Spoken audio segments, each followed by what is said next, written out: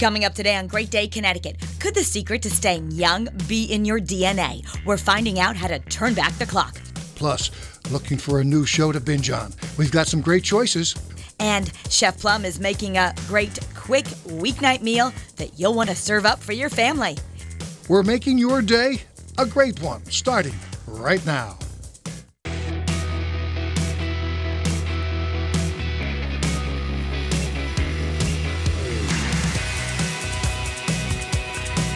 Hi, everyone. Happy Monday. Welcome to Great Day Connecticut. I'm Kara Sundlun. I'm Joe Zone, in for Scott, who's not here today. Yeah, he's taking a little R&R. So, beautiful weekend. Did you have a nice weekend, Joe? They're so short. I know. But if you pack enough into them, the key is trying to do a lot, get your rest, do a lot, get your rest. So, yeah, we had a good weekend. I know. Sometimes you end up doing too much, which is what I seem to be doing. But, yeah, you went to the movies and in the theater. For the first time in person since, pre-COVID, obviously. Right. We went at 4:20 in the afternoon, assuming, first of all, there wouldn't be a big crowd.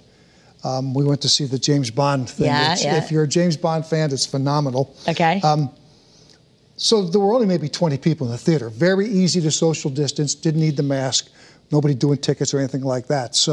But I was surprised that in the theater I went to, you could buy a ticket next to someone you didn't know. You can sit right there, just like a plane. Yeah. Yeah, you can do that. And maybe we would have worn a mask in that situation, but in this case, there were 15, 20 people in the theater, so we had the place to ourselves. Very nice, very nice. Well, let's get you caught up on what's happening. Yeah. So, sad news, Colin Powell, the former U.S. Secretary of State and chairman of the Joint Chiefs of Staff, he's certainly made history. He passed away.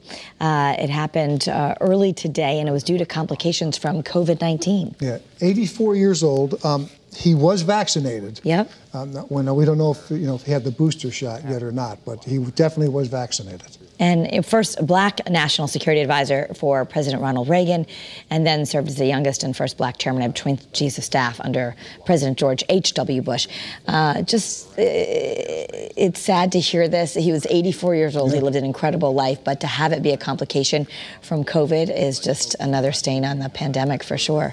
And again, he had a military career, went to Vietnam, served our country in so many different levels. Yeah. But when you hear complications from COVID, from someone who had the shot, it does makes you unsettled. And granted, he was 84, but. Yep.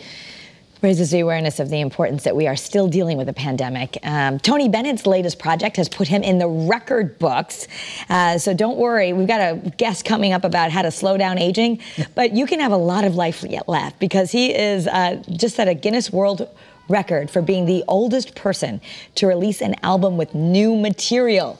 I mean, again, you want to talk about slowing down aging. This guy, and he's right now, he's battling Alzheimer's, but apparently gets into the music studio, and he's able to transcends. Yeah, he's just able to get it done. It's phenomenal. Well, it's so interesting because that's where science is meeting the mind-body connection of what does whenever you're doing something that you love, when you're doing something that transports you.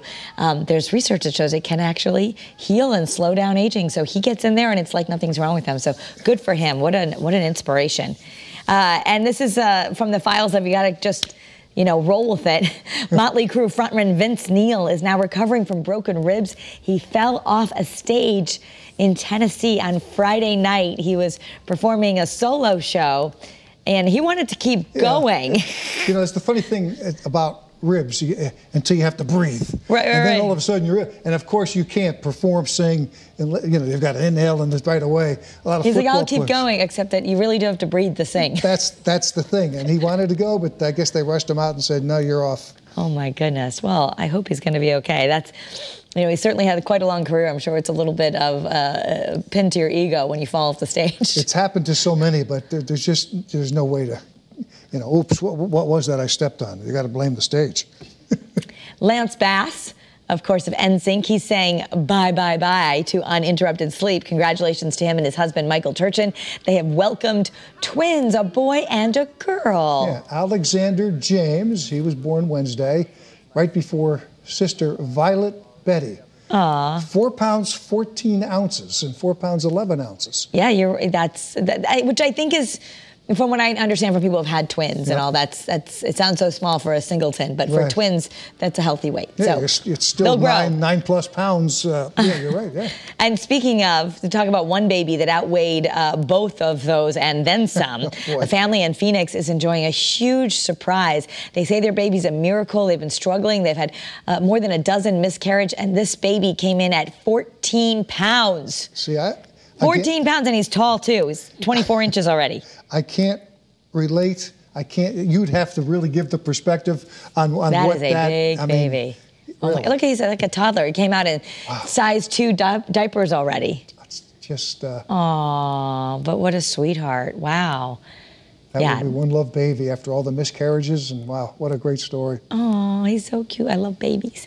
All right, so. This does not sound like something I want to serve. Maybe you want to like I don't it. want to see it. I mean, it sounds gross, right? And it's a new Halloween-themed sausage, and it has candy corn in it. Ew. Yeah, the spook. Ew, just the look of it. Brat. It has 3 ingredients. Pork, that's always good. Beer's pretty good. Candy corn, that's good. The 3 of them individually would be up high on my list of things. No. But combined? No. No, ew, gross. They're showing how they make it. Nobody wants to know how you make the sausage. Come on. You know, as a young boy growing up in an Italian family, I used to make this. I was there grinding that old grinder, and you made your own sausage. You did it. I know how it's made. Yes. All right. My grandmother leave made the candy corn out, please. Yeah, there was no candy corn in any sausage I ever made. Believe me. All right, so. A lot of us are getting food delivery more often, and this one is this is a funny story making its rounds on the internet. So this guy orders DoorDash, and then he puts it on social media like, well, thanks a lot, I can't get my coffee because the coffee, look where it is. He cannot open the door without knocking over the coffee that he just ordered. So he posted this on TikTok. It's getting shared a lot. Of course, everyone wants to know, oh, why don't you just go out the back? He said, I don't have a back door. This is it. Like, how do I get my coffee? You know, the funny thing is, I would see that and I would consider that now a personal challenge to slowly inch that door open, creep along, and would actually I'd risk knocking it over just for the challenge of seeing if I could. Like, can you get out there quickly enough to rescue it before it tips over? You got to just slowly put, well, of course, the guy, he doesn't always just, I don't think he just orders a cup of coffee on DoorDash. No. I know people, he said just because it's coming up, everyone's asking him, why did he order and whatever this. So he ordered, he spent $11 on a coffee and a bagel. He got it delivered. He said he was really busy working remotely and he'd run out of coffee and he just needed breakfast. So he decided to DoorDash. Well, there you go. The delivery guy delivery guy doesn't know whether it opens or not this way or that way, right? Note to the DoorDash delivery people, put it out a little bit, right? A little bit further. Kourtney Kardashian and Travis Barker are engaged. Wow. They're putting out some pictures of their proposal. They say they're taking their love to the next level. And in Kardashian style, it's quite grand in Montecito, California. I mean, it's unbelievable. I don't know how you impress. Red roses, white candles, you know. You have to go so far out there to impress any of these Kardashian women with a proposal. I mean, that is a little pressure. Is she a billionaire? She is, yeah. So how do you impress her, right? Like I did during a Giants game. Want to get married? Yeah, okay, good. Make it simple. No knee, nothing? Well, yeah, but make it simple. Okay, did you get down on one knee? Yes. You did? Okay, good. If I had to do that now, I'd still be down, believe me. That's how hard it is to get there. I still think they should get down on one knee. I think it's very nice, with you. The one knee. All right, for all the latest celebrity news and much more, you can watch People the Show right here on Channel 3 at 7:30. Here's Kay. She's got a preview. Tonight on People, my interview with one of the biggest names in country music, Zac Brown. He's hitting the road with his band in support of their new album, The Comeback. Due to COVID, it's been the longest break they've ever taken from tour. What was it like for you to be unable to hit the road for a year? I know how much you like to tour. Yeah, it was tough.